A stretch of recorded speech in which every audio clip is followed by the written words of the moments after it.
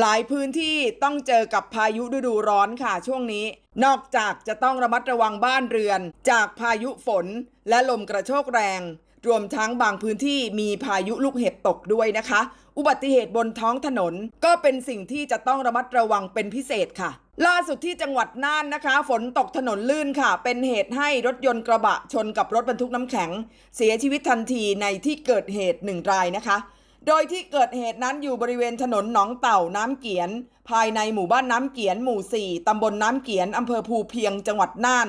มีผู้เสียชีวิตในที่เกิดเหตุ1 รายนะคะจากการตรวจสอบพบว่าคนขับรถยนต์บรรทุกนั้นเสียชีวิตติดอยู่ภายในรถค่ะเจ้าหน้าที่ต้องใช้อุปกรณ์ตัดทางนำร่างออกมาเพื่อตรวจชันสูตรเบื้องต้นก่อนส่งต่อไปยังโรงพยาบาลน่านเพื่อพิสูจน์หาสาเหตุการเสียชีวิตอย่างละเอียด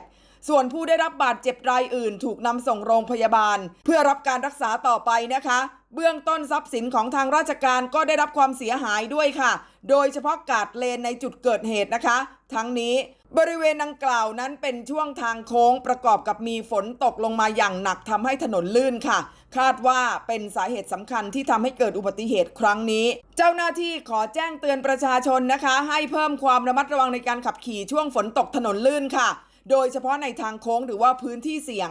ควรลดความเร็วเปิดไฟหน้าและเว้นระยะห่างจากรถคันหน้านะคะเพื่อลดความเสี่ยงจากการเกิดอุบัติเหตุค่ะประสิทธิ์2เมืองแก่นผู้สื่อข่าวนิวส์24สถานีประชาชนประจำจังหวัดน่าน